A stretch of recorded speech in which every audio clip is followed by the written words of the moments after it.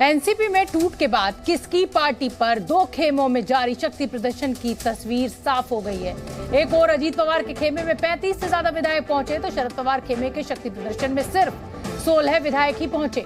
बैठक के बाद शरद पवार ने बीजेपी पर बड़ा हमला बोला और कहा, आपने यानी बीजेपी ने एनसीपी को भ्रष्ट कहा, तो अब आपने एनसीपी के साथ गठबंधन क्यों किया है? अगर अजीत पवार को कोई समस्या थी तो उन्हें मुझसे बात करनी चाहिए थी।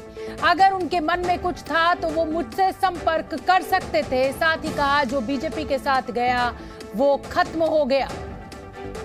तो शरद पवार हालांकि आज अगर शक्ति प्रदर्शन की बात करें तो उसमें कमजोर साबित हुए। सिर्फ 16 विधायक उनके शक्ति प्रदर्शन यानी वाईबी चव्हाण सेंटर में पहुंचे। उधर अजीत पवार के साथ 35 के करीब विधायक दिखाई दिए। और सबसे बड़ी बात यह है कि एनसीपी के जितने बड़े चेहरे हैं वो इस समय अजीत पवार के साथ है, चाहे वो प्रफुल्ल पटेल हो, चाहे फिर वो छगन भुजबल हो। हालांकि अनिल देशमुख जो है वो शरद पवार खेमे में अभी है, जयंत पाटिल शरद पवार खेमे में है। लेकिन शक्ति प्रदर्शन जब हुआ और दोनों ही खेमों ने अपनी अपनी बैठक बुलाई तो उसमें अजीत पवार मजबूती के साथ अपने 35 विधायकों के साथ दिखे। और बैठक खत्म होने के ठीक बाद अजीत पवार बस में अपने विधायकों को लेकर होटल के लिए निकल गए। अजीत पवार को यह डर सता रहा है कि शरद पवार क्योंकि पुराने खिलाड़ी हैं और राजनीति के चाणक्य कहे जाते हैं, कहीं ऐसा ना हो कि जिस खेमे को वो तोड़ कर ले आए हैं वो एक बार फिर शरद पवार के पास वापस लौट जाए।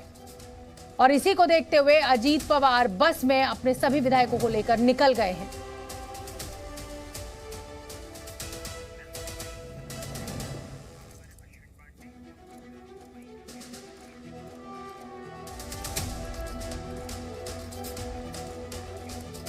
और इस समय जी न्यूज के दो रिपोर्टर्स हमारे साथ जमीन से यानी मुंबई की जमीन से जुड़ रहे हैं। और मैं सबसे पहले अश्विन का रुख करना चाहूंगी, वाईबी चव्हाण सेंटर के बाहर मौजूद है। अश्विन, शरद पवार को सुना, वही दमखम वही ताकत एक बार फिर सुनाई दी उनके भाषण में। लेकिन अगर विधायकों की बात करें तो वो कमजोर साबित होते हुए दिखाई दे रहे हैं। सिर्फ और सिर्फ 16 विधायक, उधर 35 के करीब विधायक पहुंचे हुए हैं। जी बिल्कुल, जी बिल्कुल। देखिए, शरद पवार के भाषण को सुनने के लिए बड़ी संख्या में कार्यकर्ता पहुंचे और पूरे दमखम के साथ शरद पवार ने अपनी बातें रखी, बीजेपी को आड़े हाथों लिया और कहा कि बीजेपी का हिंदुत्व जो है वो द्वेषपूर्ण है, मनुवादी है, देश विरोधी है। एकनाथ शिंदे को भी आड़े हाथों लिया और कहा कि जो एकनाथ शिंदे कांग्रेस के साथ जाने को लेकर नाराजगी जो है अपनी जाहिर कर रहे थे, वो एकनाथ शिंदे को जानना चाहिए कि इमरजेंसी के बाद इंदिरा गांधी का समर्थन बाला साहब ठाकरे ने उस वक्त किया था और अपना कोई भी उम्मीदवार चुनावी मैदान में नहीं उतारा था।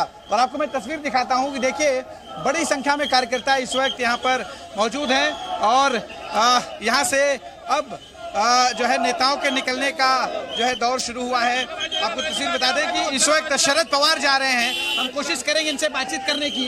आसिफ है, आसिफ दिखाएगा। पवार साहब अपना जो शीशा है वो उन्होंने खोला हुआ है।